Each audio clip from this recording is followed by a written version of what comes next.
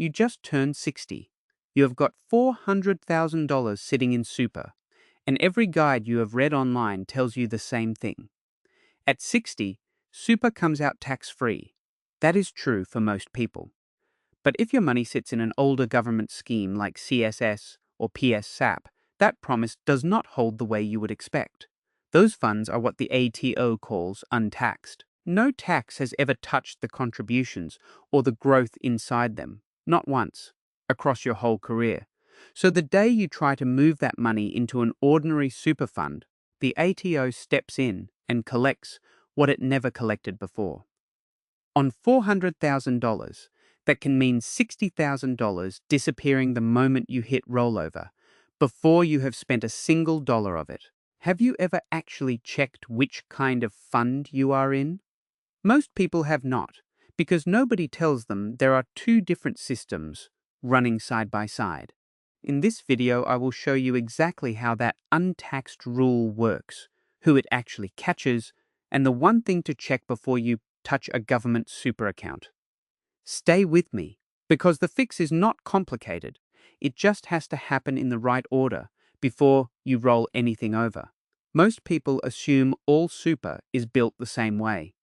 That assumption is exactly what costs public servants and ex-government workers the most money. It is not that anyone did anything wrong by staying in one of these schemes. Plenty of people spent decades in the public service or the military, and CSS or PSSap was simply the fund they were put into on day one. Nobody handed them a warning label. That is exactly why this is worth 20 minutes of your attention now. The standard rule everyone quotes says that once you turn 60, you can take a lump sum or start a pension and pay no tax on it. That is genuinely true if your super has always sat in a normal taxed fund. But CSS, PSSap, and several older military and public sector schemes were built differently. Contributions went in before tax was ever applied, and the growth on top of them was never taxed along the way either. Here is the part that catches people out.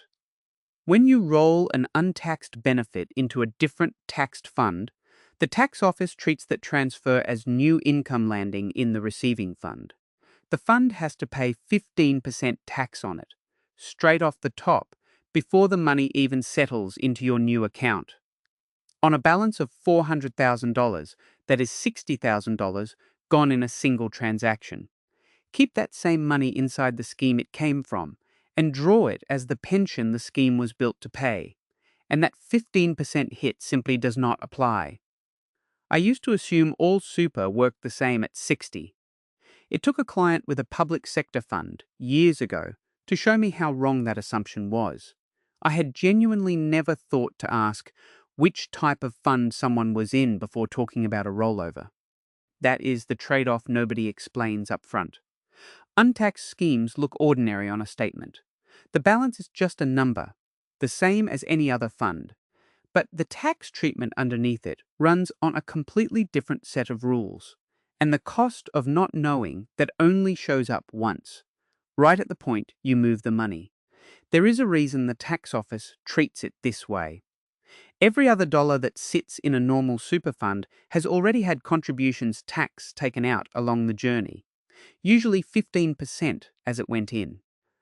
Untaxed schemes skipped that step the whole way through, which is part of why they could often pay a slightly better ongoing benefit while you were working. The 15% charge on rollover is the tax office catching up on what was deferred, not a new penalty invented to catch you out. Understanding why it exists makes it easier to plan around, instead of feeling like the rules changed on you without warning. It also matters what you actually did with your career, not just where the fund sits. Someone who worked 30 years in the public service, and someone who moved between the private and public sector twice, can end up with very different mixes of taxed and untaxed money in the same scheme. That mix is exactly what a statement rarely spells out in plain language. So, if rolling straight over is not the answer, what do you actually do instead? That is where the order of operations starts to matter. If you are a public servant, an ex-service member, or anyone with an older government super fund, This is the one distinction worth understanding before you make any move with that money. It is exactly why I keep making videos like this one, walking through the rules that do not show up in the general advice everyone else repeats. If that is useful, hitting subscribe means you will not miss the next one. Think of your retirement savings as sitting in two different pools.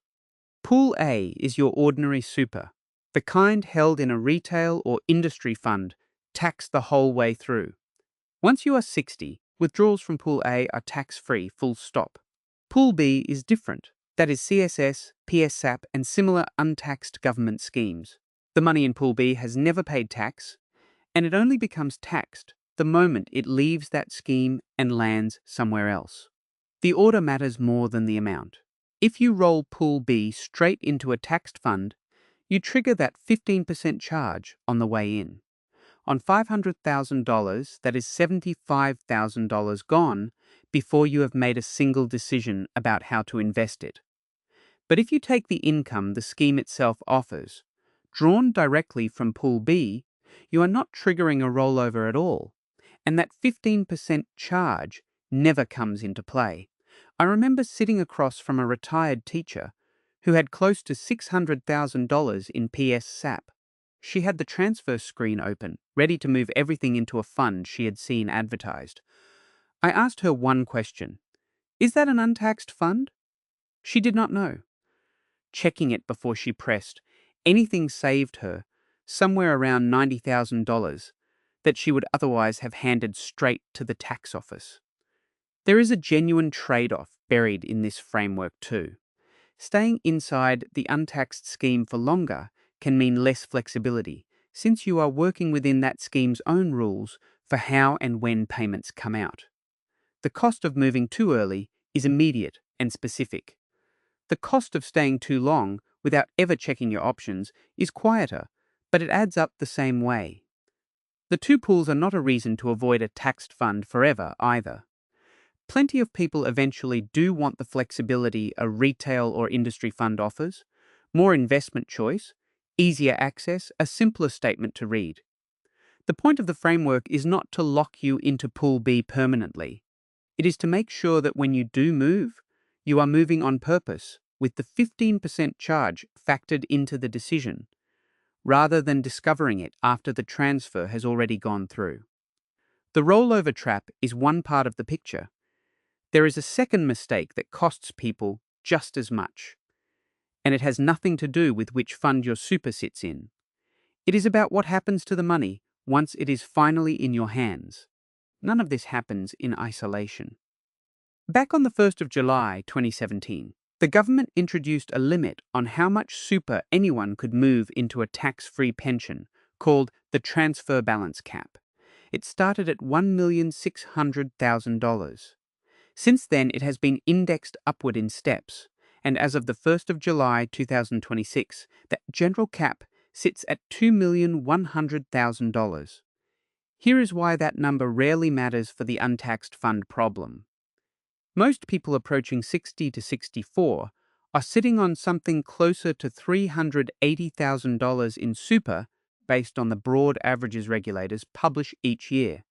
That is a long way under any cap. The untaxed rollover tax does not care about the cap at all.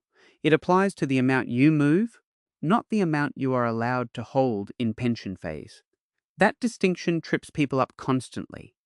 The cap is about how much can sit inside a tax-free pension long term. The 15% charge is about how the money gets there in the first place.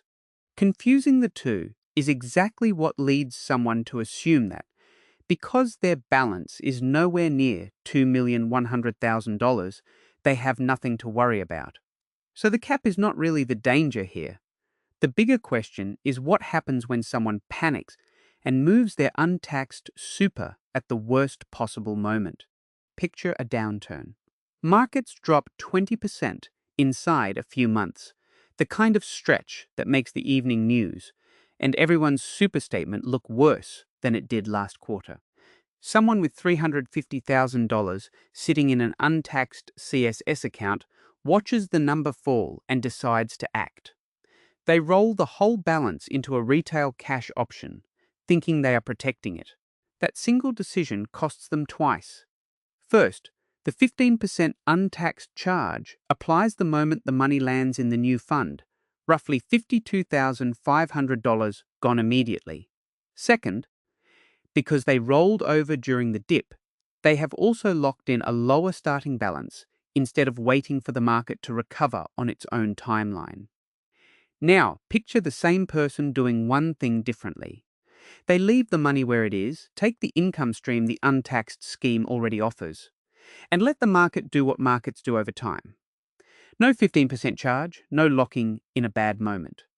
Same downturn, same fear, a completely different outcome, because the order of decisions was different.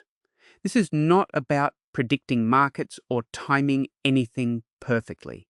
Nobody can do that reliably, and pretending otherwise is its own kind of trap. It is about not adding an avoidable tax bill on top of a normal temporary downturn. Fear does strange things to good decisions. A 20% drop feels urgent, even when the underlying rule about your untaxed super has not changed at all. The market moving has nothing to do with whether your fund is taxed or untaxed. Treating them as one problem and reacting to both at once is how a temporary paper loss turns into a permanent, avoidable one. We have spent this whole video on public servants and government schemes. But the second biggest mistake I see is not about which fund someone is in at all. It is about people who spend hours chasing a slightly better interest rate while ignoring something much bigger sitting right next to it. Once people retire, they start watching every dollar closely, and that instinct makes sense after decades of being careful with money. A common move is shifting cash into a high-interest savings account, chasing the best rate advertised that month. It feels responsible. It is not actually the fight that matters most. Here is why. Cash sitting outside super, in a savings account or term deposit, gets deemed by Centrelink once you are assessed for the age pension. As of the middle of 2026, the first $66,800 for a single person, or $110,600 combined for a couple, is deemed at a lower rate, and anything above that is deemed at 3.25%, regardless of what your account actually pays. That deemed amount then counts as income, and the pension can drop by around 50 cents for every extra dollar of assessable income above the threshold. Run the numbers on $20,000 sitting above that threshold, and you are looking at roughly $650 a year in deemed income, which can shave something like $325 off your pension annually. Compare that to the extra interest a better savings rate might earn you, often a fraction of that amount, and the imbalance becomes obvious. None of this is about being reckless with money. Being careful with cash after a lifetime of work is not a flaw, it is the opposite. The shift worth making is simple. Instead of asking how to squeeze more interest out of savings, ask whether that cash sitting outside super is quietly working against the pension you are counting on. Enough theory. Here is the order to actually follow, laid out as plainly as I can make it. I know this can sound complicated when you hear it all at once. It really is not, once you get the order right. Most people do step 3 before step 1, and that is exactly where the money disappears. Step 1. Find out whether any part of your super sits in an untaxed fund. Check your statement for CSS, PSSap, an older military scheme, or any mention of an untaxed component. If the wording is not clear, a short call to the fund will settle it in a few minutes.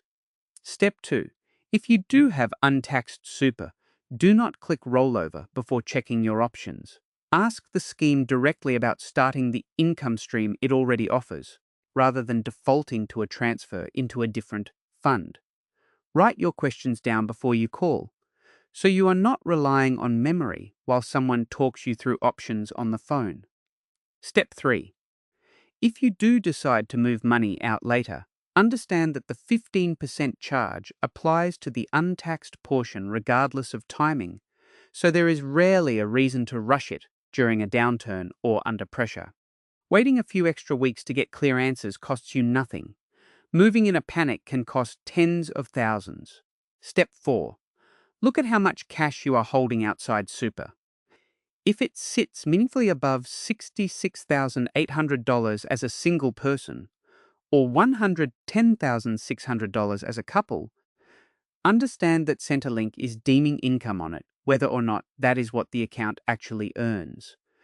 This is not about moving every dollar you have. It is about knowing the number so it stops being a surprise later. Step 5. Set a drawdown that matches your actual spending, not just the minimum the rules require, currently 4% under 65 and 5% from 65 to 74. The rule sets a floor. It was never meant to be your budget. Plenty of retirees draw the bare minimum out of habit, then wonder years later why they never used the super they worked so hard to build.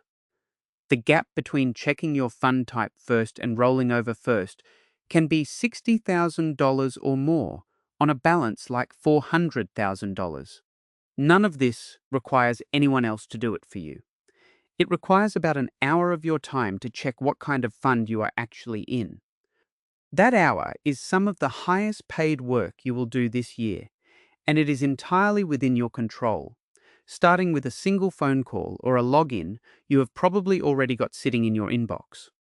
The two-pool method comes down to one habit. Know whether your super sits in a taxed fund or an untaxed one before you move a single dollar. If it is untaxed, check the scheme's own income stream before you consider rolling anywhere else. Then look at the cash sitting outside super with the same care, because Centrelink is watching that too, even when nobody mentions it. Retirement is supposed to be the stretch of life where money stops being the thing you worry about every day. My aim with this channel is to hand you the actual rules in plain language so you can make these calls with confidence instead of guessing or hoping someone else will catch the mistake for you. None of this means you need to become an expert in tax law overnight. You just need to know which two questions to ask before you sign anything. Is my fund taxed or untaxed? And if it is untaxed, what does it look like to take the income directly, before I even consider moving it anywhere else? Those two questions alone put you ahead of most people making this decision.